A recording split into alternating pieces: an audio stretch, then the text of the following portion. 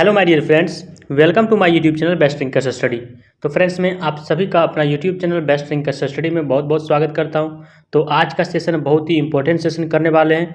Reasoning का most important question यहाँ से आपका हर एक एग्जाम में क्वेश्चन रीजनिंग का आता है, जो कि एनालॉजी का वेरी इंपॉर्टेंट क्लास आज का सेशन में हम करने वाले हैं। तो सभी स्टूडेंट इस क्लास को देखना ना भूलें और सभी स्टूडेंट के साथ यह क्लास को जरूर शेयर कर दीजिएगा। ओरिजिनल प्रीवियस ईयर का डेट मेंशन करते हुए आज का हम क्लास इंपॉर्टेंट क्लास करने वाले हैं। तो सभी स्टूडेंट क्लास को जरूर देखिएगा। एनालॉजी का सवाल इसी प्रकार का सवाल रहेगा, ठीक है। आपको नीचे इस प्रकार का सवाल करवाएंगे। तो चलिए पहला सवाल स्टार्ट करते हैं और सभी स्टूडेंट इस सवाल का जवाब कमेंट में बताइएगा। देखिए, एसएससी CHSL 2021 टायर फर्स्ट का एग्जाम को जो पेपर हुआ था उसी का प्रीवियस ईयर का क्वेश्चन है। आप लोग नेट पे सर्च करके देख सकते हैं। तो यहाँ दिया गया पहला क्वेश्चन क्या दिया गया है। पहला सवाल में दिया गया है, उस विकल्प का चयन करें जो तीसरे शब्द से उसी प्रकार से संबंधित है जो दूसरे शब्द पहले शब्द से संबंधित है। इस शब्द से आप लोग उतना लैंग्वेज पर नहीं जाइएगा, डायरेक्ट यहाँ आइए। साहस का संबंध स्वज से है, अशुभ का संबंध किससे है। तो आप जानते होंगे कि साहस का पर्यायवाची शब्द क्या है, शौर्य है। तो साहस का पर्यायवाची शौर्य है, तो अशुभ का पर्यायवाची शब्द क्या होता है आप लोग जानते होंगे, क्योंकि साहस का पर्यायवाची के फॉर्म में मतलब जिस प्रकार का रूप यहाँ दर्शा रहा है पहले वाला क्वेश्चन में, पहले वाला एनालॉजी में, तो उसी प्रकार से सेकंड वाला एनालॉजी में इसी ढंग का आपको बताना पड़ेगा। तो यहाँ आपको बताना चाह रहा है कि पर्यायवाची क्या बताना चाह रहा है, पर्यायवाची होता है साहस का पर्यायवाची शब्द शौर्य होता है। तो आपको अशुभ का पर्यायवाची शब्द क्या होता है, मनहूस होता है। क्या होता है, मनहूस होता है। इसलिए करेक्ट आंसर कितना हो जाएगा, एक का ऑप्शन नंबर सी क्या हो जाएगा, करेक्ट आंसर हो जाएगा। Next question number 2 number question में क्या दिया गया है। 2 नंबर क्वेश्चन में दिया गया है, उस विकल्प का चयन करें जो तीसरे शब्द से उसी प्रकार संबंधित है जो दूसरी शब्द पहली संख्या से संबंधित है और छठी संख्या पांचवी संख्या से संबंधित है। तो कह रहा है 10 से 0 आया, 12 से क्या आएगा। और जिस प्रकार से 16 से 3 जिस प्रकार से आया है उसी प्रकार से 10 से भी 0 आया है। तो बताइए 12 से डैश में क्या आएगा। तो यहाँ कैसे हम जानेंगे कि 0 कैसे आएगा। तो हम इसको इस प्रकार से कहते हैं, 10 में 0 लाना पड़ेगा। तो कैसे करेंगे, तो इस प्रकार से आपको हम समझाना चाहेंगे। यहाँ 10 है, इसको हम डिजिटल गुना कर देंगे। आप लोग जानते होंगे इसमें 10 में क्या 1 है और 0 है, इनको आपस में क्या कर देंगे, गुना कर देंगे और भागा 2 दे देंगे। 1 गुना 0 भागा 2 करेंगे तो 0 आएगा। इसलिए मेरा क्या आ गया, यहाँ 0 आ गया। इसी तरीके से यहाँ इसको भी यदि 0 से गुना करते हैं, मतलब 0 नहीं, दोनों को आपस में गुना करेंगे, 1 गुना 6 भागा 2 करेंगे तो कितना आ जाएगा, 3 आ जाएगा। ठीक इसी प्रकार से यहाँ जो 12 दिया गया है, 12 को आपस में गुना कीजिए, तो 1 गुना 2 और भागा 2 दीजिएगा तो कितना आएगा, आंसर 1 आएगा। 1 आएगा, इसलिए करेक्ट आंसर कितना नंबर ऑप्शन हो जाएगा, करेक्ट आंसर कितना आया, 1 आया। 1 ऑप्शन नंबर डी में दिया गया है, इसलिए 2 का option number D correct answer हो जाएगा। नेक्स्ट क्वेश्चन नंबर 3 नंबर सवाल में क्या दिया गया है 3 नंबर सवाल में है, उस विकल्प का चयन करें जो पांचवें शब्द से उसी प्रकार संबंधित है जो दूसरा पद पहले शब्द और चौथे पद से संबंधित है। तो आप लोग जरूर कमेंट में इसका आंसर बताइएगा। क्या दिया गया सवाल में, डिटेल्स को इस प्रकार से लिखा जाता है, तो इम्पैथी को इस प्रकार से लिखा जाता है, तो फॉर्मूला को किस प्रकार से लिखा जाएगा। तो सबसे पहले यहाँ क्या किया गया है, डी को जो दिया गया फर्स्ट में उसको थर्ड में भेज दिया गया। मतलब जो डी यहाँ फर्स्ट में दिया गया उसको यहाँ थर्ड में भेज दिया गया है, और यहाँ जो थर्ड में दिया गया उसको फर्स्ट में भेज दिया गया। मतलब थर्ड वाला फर्स्ट में और फर्स्ट वाला थर्ड में, सेकंड वाला को सेकंड में ही, सेकंड को नहीं चेंज किया है। और फिर से यहाँ किया है कि जो यहाँ लास्ट में है इधर बीच में कर दिया, और जो यहाँ बीच वाला है बीच वाला बीच में ही रह गया, और इधर जो आई वाला है आई को क्या कर दिया, आई को लास्ट में कर दिया, बीच वाला आई को लास्ट में कर दिया। ठीक उसी प्रकार से ये जो यहाँ क्या शुरुआत में है फर्स्ट में है, इसको थर्ड में कर दिया गया, यहाँ थर्ड में किया गया है। और एम को बीच वाला को चेंज नहीं किया गया, उसी प्रकार से एम नहीं चेंज किया गया है। और यहाँ क्या दिया गया, पी मतलब थर्ड में है, जिसको फर्स्ट में लाया गया, यहाँ से फर्स्ट में लाया है। उसी प्रकार से आपको फॉर्मूला का बताना है क्या हो जाएगा। तो फॉर्मूला का क्या हो जाएगा, तो इसको करेंगे तो जो फर्स्ट में है उसको थर्ड में लाना पड़ेगा। तो फर्स्ट में थर्ड को लाएंगे तो सबसे पहले थर्डे वाला को पहले लाते हैं। थर्ड वाला आर है तो पहले आर लिख देंगे, और सेकंड वाला को सेकंड को नो चेंज, तो आर ओ हो जाएगा। जो यहाँ फर्स्ट में एफ है थर्ड में हो जाएगा। आर ओ एफ वाला ऑप्शन कहाँ है? R O F A option है, बी ऑप्शन नहीं है, सी ऑप्शन भी नहीं है, डी ऑप्शन भी नहीं है। इस प्रकार से हम जल्दी से ऑप्शन के अनुसार भी हम बहुत अच्छी तरीके से हम जल्दी से ऑप्शन के अनुसार कर सकते हैं आंसर, इसलिए 3 का ऑप्शन नंबर 1 करेक्ट आंसर हो जाएगा। 4 नंबर प्रश्न, 4 नंबर प्रश्न में क्या दिया गया है? 4 नंबर प्रश्न में आपको हम ऑप्शन लिखवा देते हैं। ए ऑप्शन में क्या दिया गया है, यहाँ ऑप्शन आपको लिखवा देते हैं। ए ऑप्शन में आपका है 7, बी ऑप्शन में है आपका 8, और सी ऑप्शन में है 11, और डी ऑप्शन यहाँ लिखाते हैं। डी ऑप्शन आपका क्या दिया गया है? 9 दिया गया। आप लोग जरूर कमेंट में बताइएगा। उस विकल्प का चयन करें जो 5वीं संख्या से उसी प्रकार संबंधित है जो दूसरी संख्या पहली संख्या से संबंधित है, और चौथी संख्या तीसरी संख्या से संबंधित है। तो क्या हो जाएगा? 52 से 5 आना चाहिए, और क्या 100 से 7 आना चाहिए, तो 164 से क्या आ जाएगा? तो हम लोग जानते हैं कि 5 का स्क्वायर क्या होता है। आप बोलिएगा सर 5 का स्क्वायर तो बहुत ईजी होता है, 25 होता है। बिल्कुल 25। तो 25 में गुना 2 करेंगे और जोड़ देंगे 2 तो कितना आएगा? 52 आएगा। ठीक इसी प्रकार से यहाँ आया है 52। जिस प्रकार से हम 5 का रिलेशन 52 से किए हैं, उसी प्रकार का रिलेशन हम 7 से 100 में करेंगे। बोलिएगा सर कैसे करेंगे? तो 7 का स्क्वायर 49, 49 गुना 2 98 प्लस 2 100 आएगा। 100 आएगा ना? बिल्कुल आएगा, इसलिए यहाँ 100 आया है। और आप बोलिएगा तो अगला बताइए क्या होगा। अब यहाँ क्या है? 164। तो कौन सा ऐसा संख्या है कि उसका वर्ग करके दुगना करके 2 जोड़ देंगे तो इतना आ जाएगा? तो ए नंबर ऑप्शन में क्या दिया गया? 7। तो 7 का स्क्वायर क्या होता है? 49 गुना 2 98 प्लस 2 100। इतना ही होना चाहिए। ये गलत हो जाएगा। ये क्या हो जाएगा? बिल्कुल गलत हो जाएगा। अगला क्या दिया गया बी नंबर में? तो 8 का स्क्वायर करेंगे क्या होगा? 8 का स्क्वायर 64 होता है। 64 गुना 2 यहाँ इधर कर देते हैं। यहाँ 8 का स्क्वायर 64 होता है। 64 गुना 2 क्या होता है? 128। 128 में 2 जोड़ते हैं तो 130 आएगा। तो बी ऑप्शन भी नहीं होगा। सी ऑप्शन देखते हैं। 11 का स्क्वायर 121 होता है। 121 गुना 242, लेकिन ई भी नहीं होगा, बहुत ज़्यादा हो जाएगा। अब देखेंगे कितना? डी ऑप्शन को। तो 9 का स्क्वायर क्या होता है? 81 गुना 2 करेंगे तो क्या हो जाएगा? 2 1 2 8 दूना 16, 162, और गुना प्लस 2 जोड़ देंगे कितना आ जाएगा? 164। इसलिए करेक्ट आंसर क्या हो जाएगा? डी वाला ऑप्शन करेक्ट आंसर हो जाएगा। इसलिए 4 का option number D absolute correct answer हो जाएगा। Next question 5 number.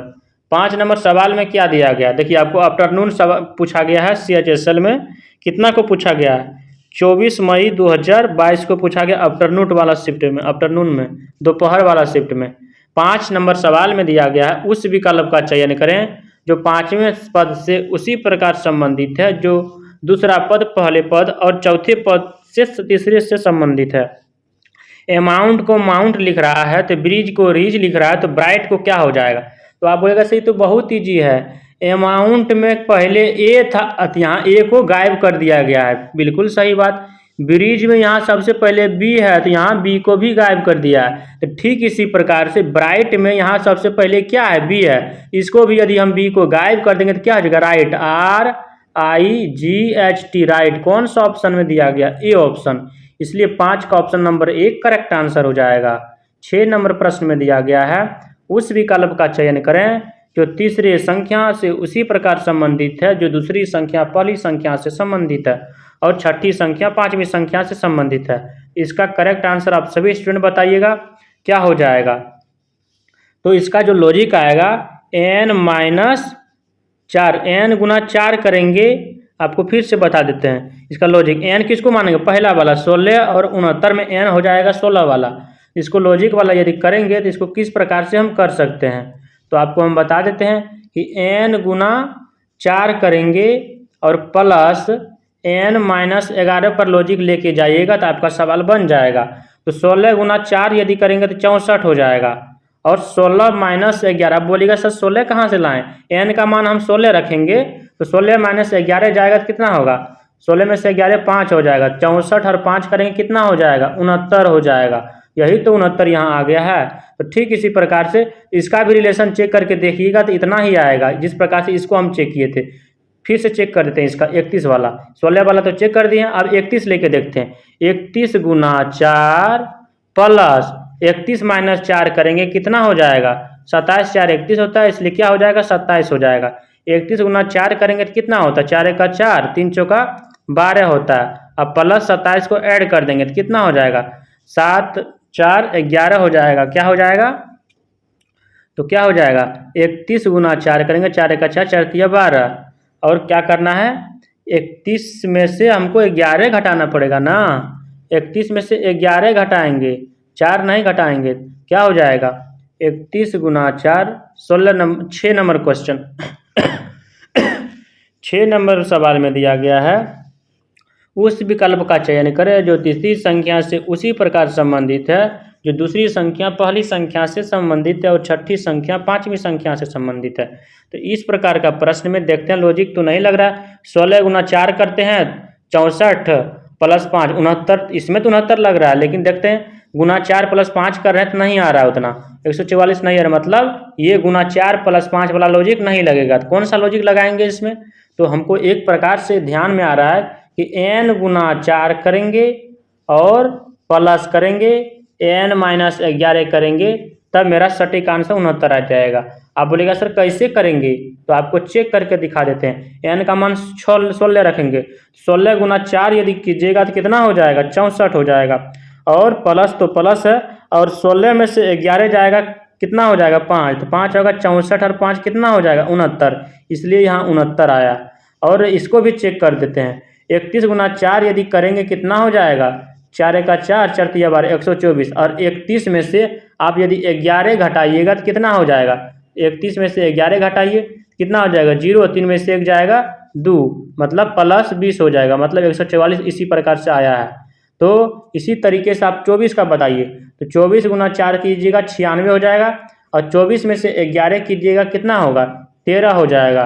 तो जोड़िएगा तो 96 और 13 कितना होगा 6 3 9, 9 1 10, मतलब 109 आ गया है, 109 आ गया। ऑप्शन नंबर ए दिया गया है, इसलिए 6 का ऑप्शन नंबर एक करेक्ट आंसर हो जाएगा। मैं ऐसा उम्मीद करता हूँ कि आपको 6 नंबर सवाल भी समझ आ गया होगा। 7 नंबर सवाल में दिया गया है, उस विकल्प का चयन करें जो पांचवें पद से उसी प्रकार से संबंधित है जिस प्रकार दूसरा पद पहले पद से संबंधित है और चौथा पद तीसरे पद से संबंधित है। तो देखते हैं, नंबर को इस प्रकार से लिखा गया, मदर को इस प्रकार से लिखा गया, फिंगर को किस प्रकार से लिखा जाएगा।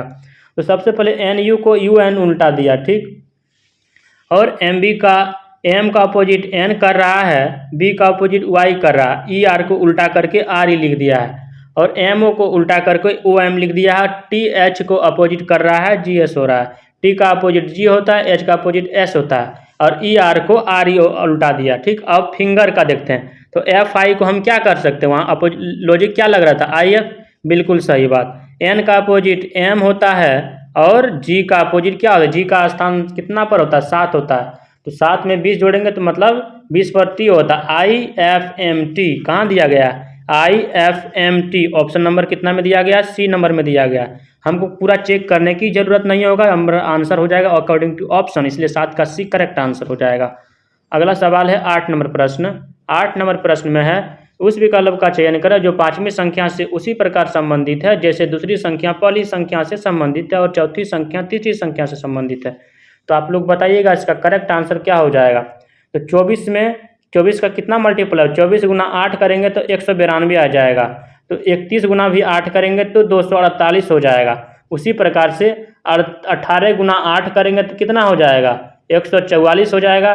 क्या हो जाएगा correct answer, option number D, minus पर नहीं जाना है, ठीक है, इसलिए 8 का ऑप्शन नंबर क्या हो जाएगा, डी करेक्ट आंसर हो जाएगा।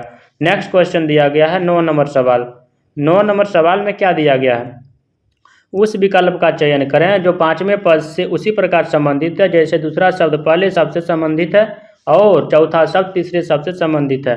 तो शब्दों का अर्थपूर्ण अंग्रेजी शब्दों के रूप में माना जाना चाहिए और शब्द में अक्षरों की संख्या व्यंजनों स्वरों की संख्या के आधार पर एक दूसरे से संबंधित नहीं होना चाहिए। तो बताइएगा, नट और बोल्ट का संबंध रेंच से बता रहा है, पेंच का संबंध स्क्राई ड्राइवर का से बता रहा है, कील का संबंध किससे हो जाएगा। 9 का करेक्ट आंसर क्या हो जाएगा, नट और बोल्ट को ठीक करने के लिए किसकी ज़रूरत होती है? आप लोग ज़रूर बताइएगा। नट और बोल्ट को यदि ठीक करते हैं तो किसका ज़रूरत होता है? किसका ज़रूरत होता है? रेंच का ज़रूरत होता है, बिल्कुल सही बात। तो पेंच को ठीक करने के लिए स्क्रू ड्राइवर का ज़रूरत होता है। तो वही बताना ठीक करने वाला कील को कौन ठीक करता है? कील को कौन ठीक करता है? आप लोग ज़रूर बताइए। कील को हथौड़ा ठीक करता है, हथौड़ा को ना कील ठीक करता है। इसलिए 9 का option number C correct answer हो जाएगा।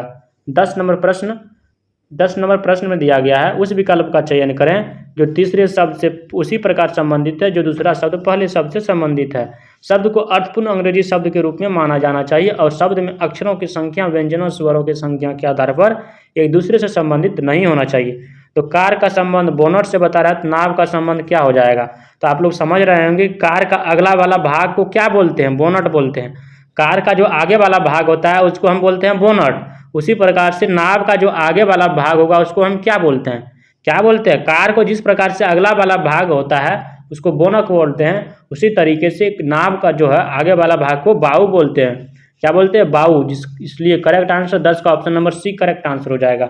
मैं ऐसा उम्मीद करता हूँ कि रीजनिंग का सवाल बहुत अच्छी तरीके से समझ आ गया होगा। यदि आपको यह क्लास बहुत अच्छी तरीके से समझ आ गया, इस क्लास को जरूर लाइक कर दीजिएगा और अपने फ्रेंड के साथ भी शेयर कर दीजिएगा। Thank you. जय हिंद।